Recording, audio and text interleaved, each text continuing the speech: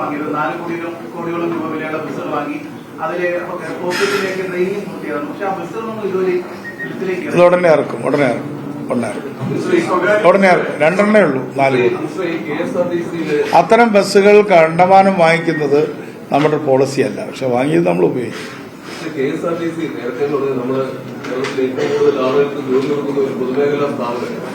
കഴിഞ്ഞ ഏതാണ്ട് 10 വർഷത്തോളമായി KSRTCയിൽ ഈ PSC വഴി ഉള്ള ഒരു അപ്പോയിന്റ്മെന്റ് നടക്കുന്നില്ല. അതിലെന്തെങ്കിലും ഒരു പുനരാലോചന ഉണ്ടാവും? സമയമെടുക്കട്ടെ, ഇരിക്കട്ടെ. പരിഗണനയിലുണ്ടോ? അല്ല, അത് വേണ്ടി വരുമല്ലോ. ലോങ് റണ്ണിൽ നമുക്ക് വേണ്ടി വരുമല്ലോ. നമുക്ക് ആളുകൾ വേണം. പിന്നെ താൽക്കാലിക ഡ്രൈവർമാരെയൊക്കെ വെച്ച് ഓടിക്കുമ്പോൾ അവരും ഇപ്പൊ ഞാൻ ഗവേഷണ പ്രബന്ധങ്ങൾ കണ്ടു.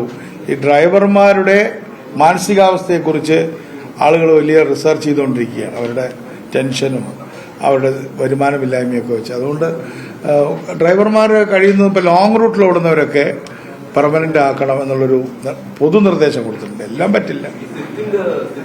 അതൊക്കെ സ്വിഫ്റ്റൊക്കെ ഒന്നും ഇപ്പൊ എടുത്തിട്ടില്ല. എന്തായാലും ഞാൻ ഒരു അനൗൺസ്മെന്റ് കൂടെ പറയാൻ നിങ്ങൾ കൊടുത്തതാണ്.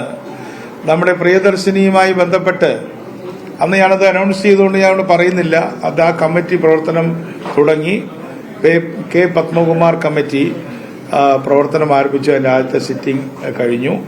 അവര് ഹിയറിംഗ് വെക്കുന്നുണ്ട്. ആ കമ്മിറ്റി എന്തായാലും 1 മാസം 1.5 മാസം കൊണ്ട് അതിന്റെ റിപ്പോർട്ടുകൾ തരുന്നതായിരിക്കും. ആദ്യത്തെ യോഗം കഴിഞ്ഞു.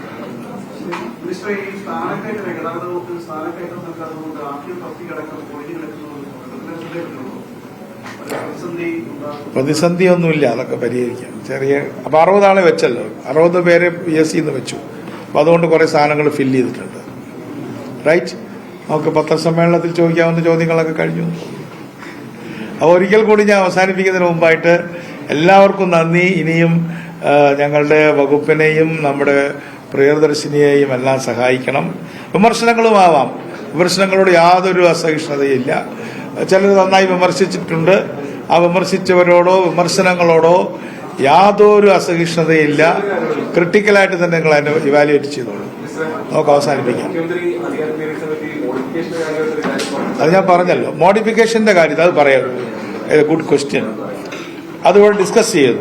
ഈ മോഡിഫിക്കേഷനില് അവര് തന്നെ പറയും വോക്കൽ എന്നൊരു സംഭവമുണ്ട്. എന്ന് പറഞ്ഞാൽ എന്താ അർത്ഥം എന്നറിയോ?